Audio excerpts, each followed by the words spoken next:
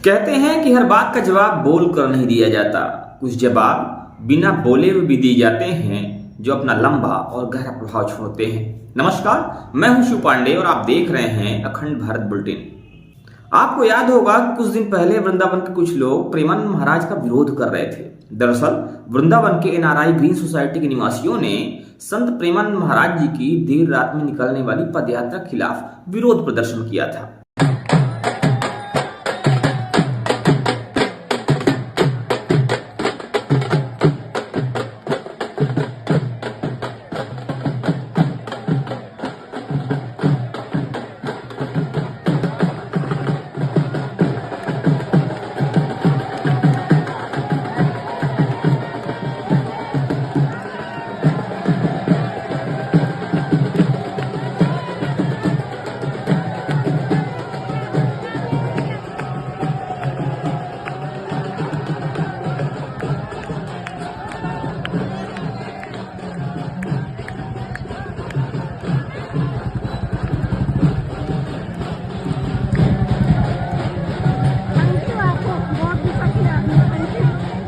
अब उसी NRI society के अध्यक्ष प्रेमानंद महाराज के पास आए हुए हैं और महाराज जी के चरणों में लेटकर उन्होंने माफी मांगी है।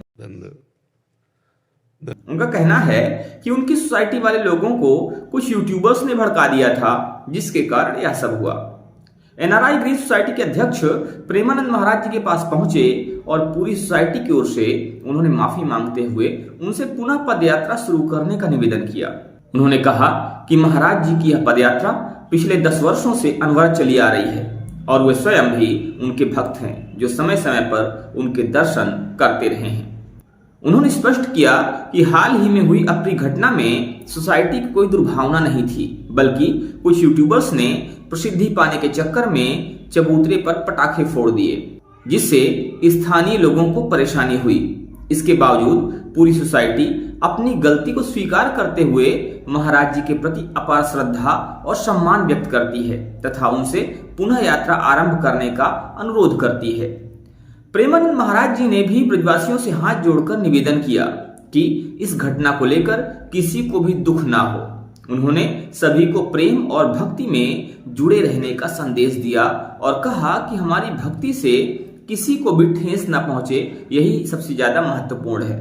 अब उम्मीद ये की जा रही है कि जल्दी ही प्रेमानंद महाराज की रात में होने वाली पदयात्रा फिर से। वृंदावन यूपी में प्रेमानंद जी महाराज वास करते हैं। वो एक जीवन मुक्त संत हैं। मैं भी उनके दर्शन करने गया था। बहुत सारे लोग उनके दर्शन करने भारत से जाते हैं, देश विदेश से आते हैं और वो हर दिन सनातन धर्म और अच्छी बातें, देश भक्ति के बारे में यूथ को बताते रहते हैं, सभी लोगों को ज्ञान देते रहते हैं।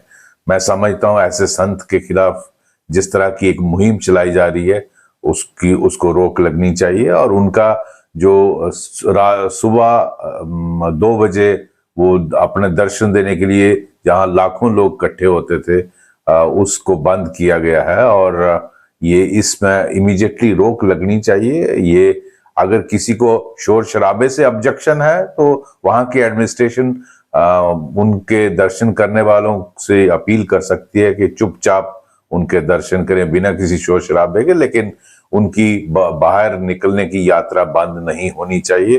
पूरा देश उनके साथ है।